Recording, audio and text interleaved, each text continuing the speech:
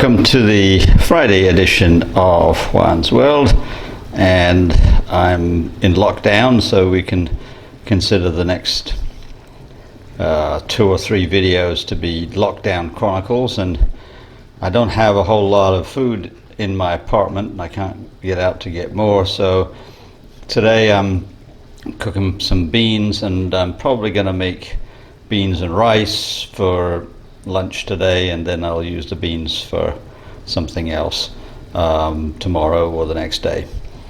So I'm going to mostly today talk about conspiracy theories and worldview, but I just thought I'd show you my kitchen just to give you a slightly different slant on the world. And now let's get into conspiracy theories.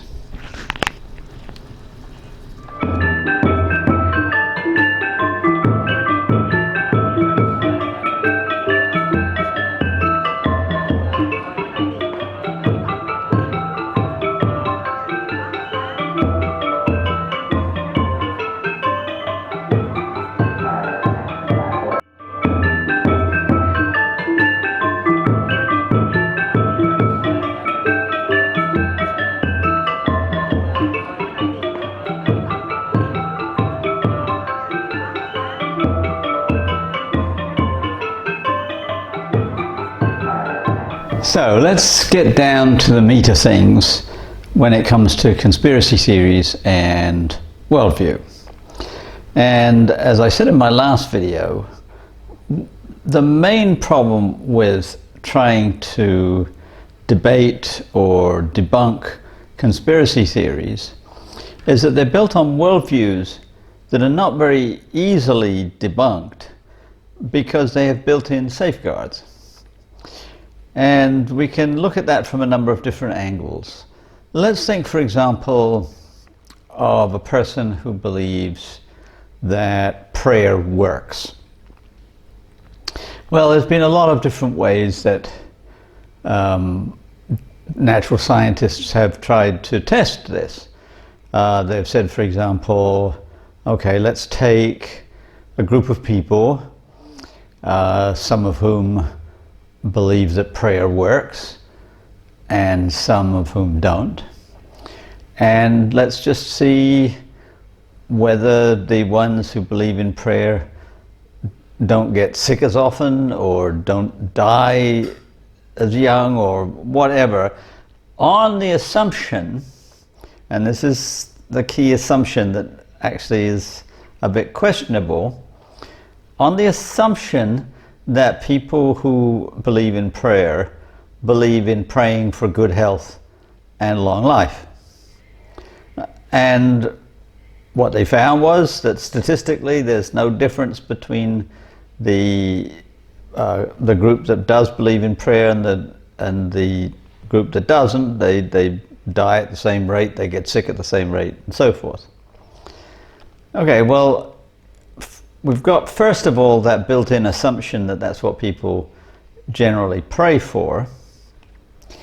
But the people who believe in prayer have several important safeguards. And one of them is that prayer is not a guarantee. You can pray to God all you like, and God's answer can be no.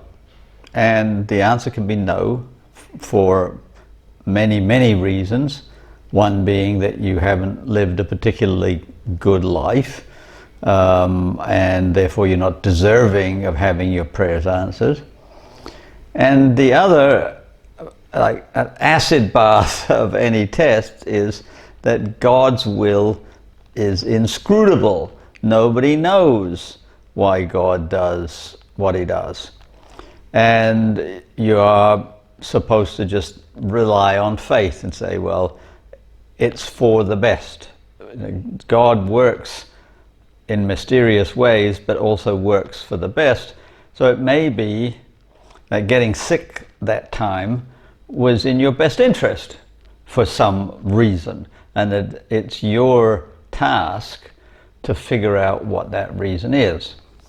So with that kind of escape clause, and there's many others when it comes to worldviews and conspiracy theories, there's no way that you can test them empirically. And the other thing about most conspiracy theories and worldviews is that they're built on a kind of, not reasoning, rationalization, I guess you'd call it, that everything that proves that your worldview is correct is acceptable empirical evidence, and everything that doesn't can be dismissed somehow or other. So if we just take that as a like guiding principle, that's how worldviews work. And that means that you will get precisely nowhere if you try to argue with a conspiracy theorist about something, whether it be flat earth or ghosts or who knows what. There's always going to be an escape clause that is going to confound your argument. So you can't use reason, logic, rationality. So what can you use? Well, the thing is that worldviews are based in emotions or in feelings rather than in rationality. And so to change a worldview, you have to change a person's emotions, feelings, or something of that order. Now, when I was a doctoral candidate doing my field work for my PhD, I spent a lot of time going to church services in the village where I was doing my field work in the sort of coastal swamps of North Carolina. Went to a missionary Baptist church. And on Sundays they had a service between 11 and 12 that was about half music and prayers and so forth, and half preaching. So it started at 11 with a hymn, with some prayers, more hymns, and a lot of things that were what I called part of the aesthetic realm.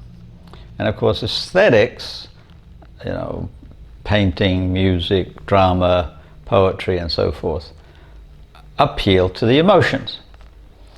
So that was the build-up to the sermon. The sermon started at about 11:30 and ran for roughly 25 minutes. Also appealing constantly to the emotions with storytelling, tells of unusual events, miracles, quotes from the Bible and so forth. So you've got an hour of just constant bombardment with aesthetics, emotional activities, and then at the very end there was a last prayer and then a last hymn, and the last hymn was always a call to the congregation. And one of my favorites, which gave the name to the book I wrote about the people, was called Lord, I'm Coming Home. Very quiet, contemplative hymn. And in the middle of the hymn, the preacher would stop and would say to the congregation, if anyone feels spiritually moved, I want you now to come forward. And usually by spiritually moved he meant somebody who was not baptized should come forward to be baptized and become a member of the congregation. But there were other things that people could be spiritually moved to do, but that was the main one. So he would stop the hymn, give that call to the congregation, and then continue the hymn in hopes that somebody would come forward. And then if no one came forward, he'd give the benediction and we'd go on.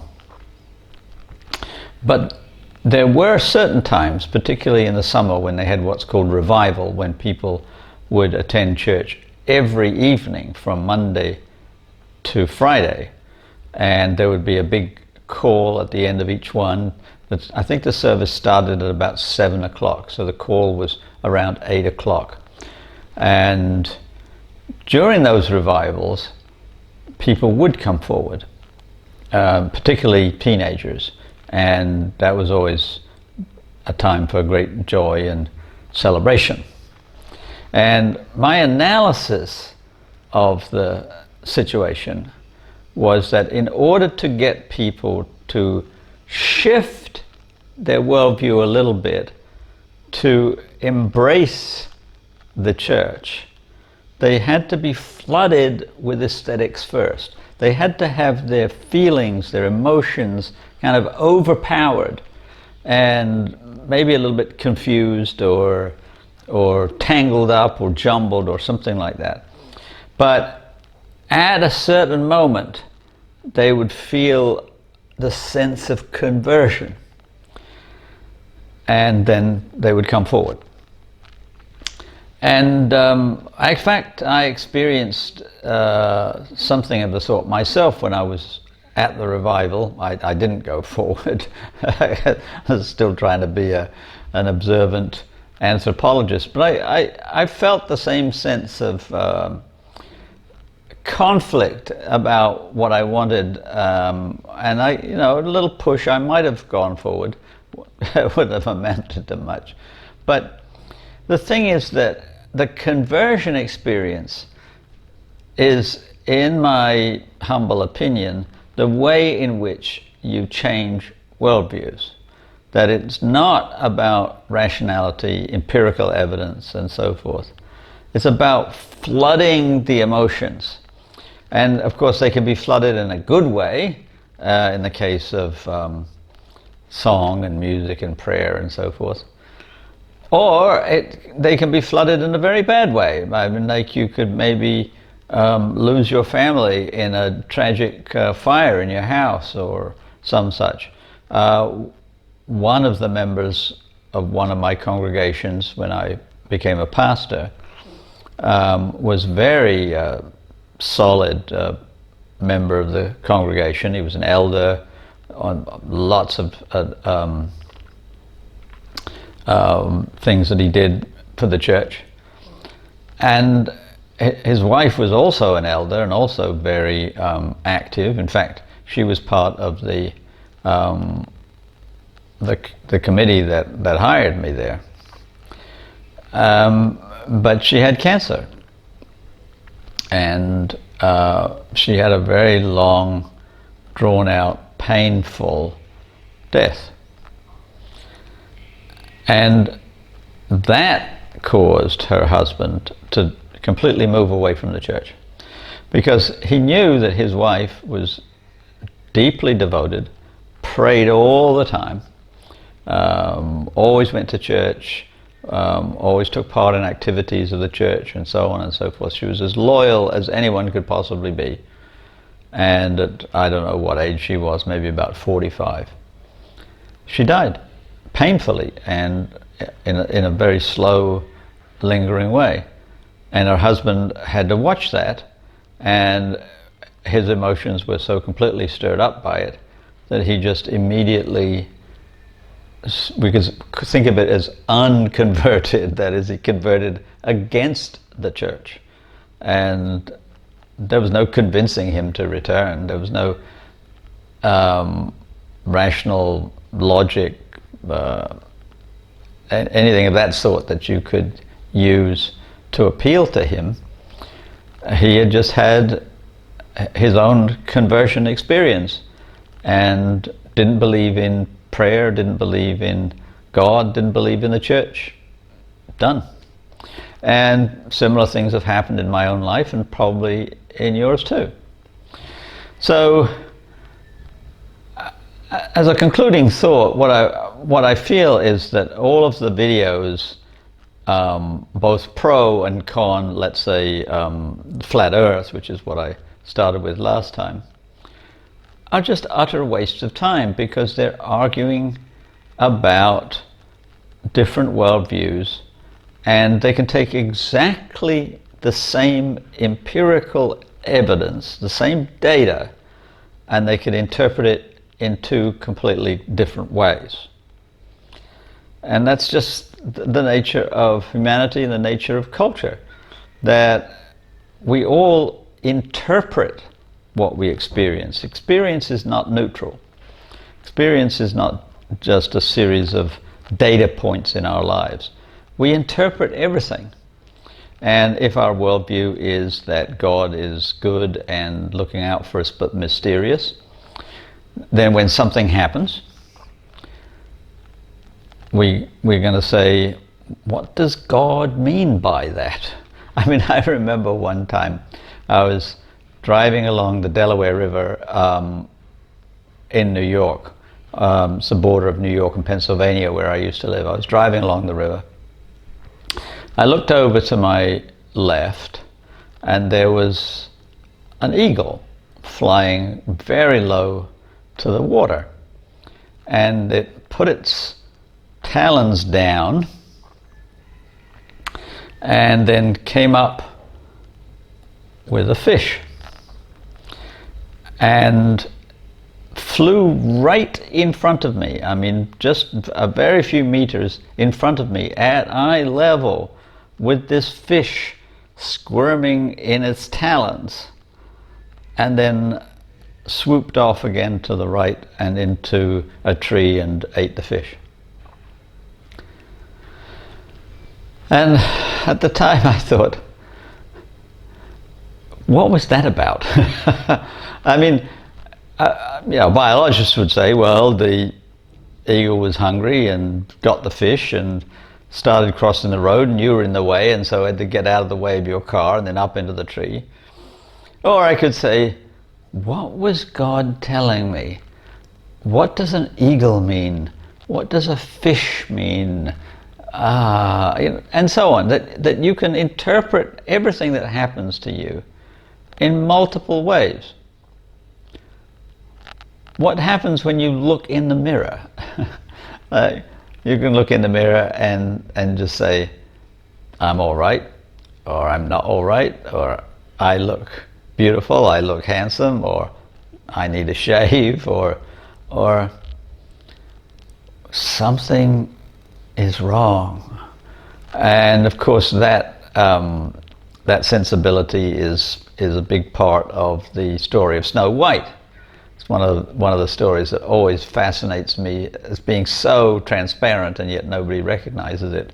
You've got this mother who keeps looking in the mirror and saying, am I beautiful? And the mirror keeps saying, oh yes, you're the most beautiful. But then one day the mirror says, yeah, your daughter is more beautiful than you.